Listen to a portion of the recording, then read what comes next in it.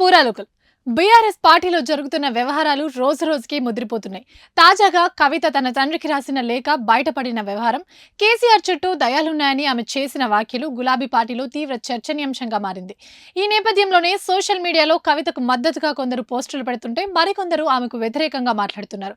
ఇదిలా ఉండగా కవితకు అత్యంత సన్నిహితంగా ఉన్న ఓ వ్యక్తి పెట్టిన పోస్టు పార్టీ వర్గాల్లో నడుస్తున్న చర్చల్లో మొదటి స్థానంలో నిలిచింది. ఆ పోస్టు కవితకు మద్దతుగా ఉందని కొందరు, లేదు కేటీఆర్ కు వ్యతిరేకంగా ఉందని ఇంకొందరు పార్టీ నేతలు గుసగుసలాడుతున్నారు.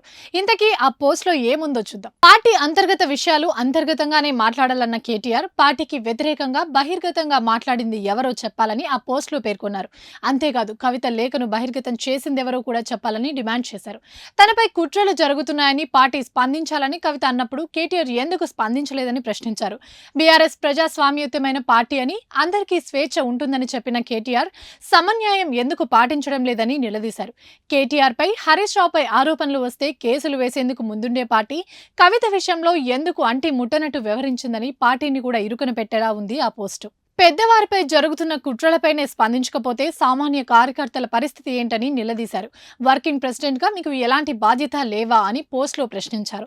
పార్టీలో కుట్రలు చేసేవారిని, అంతర్గత విషయాలను బహిర్గతం చేసేవారిని వదిలి లేఖ రాసిన వారిని, కుట్రలు ఎదుర్కొంటున్న వారిని అనడంలో కేటీఆర్ ఉద్దేశమేంటో చెప్పాలన్నారు.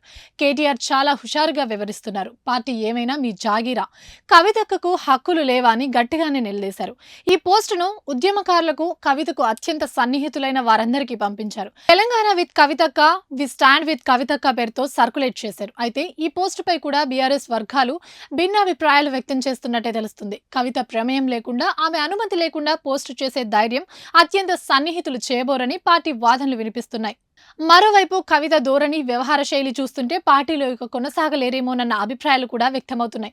కానీ ఆమె మాత్రం కేసీఆర్ నాయకత్వంలోనే పనిచేస్తానని చెబుతున్నారు. తాను రాసిన లేఖపై కవిత స్పష్టత ఇచ్చి 2 రోజులైనా ఈ అంశంపై గులాబీ బాస్ ఇంతవరకు స్పందించలేదు.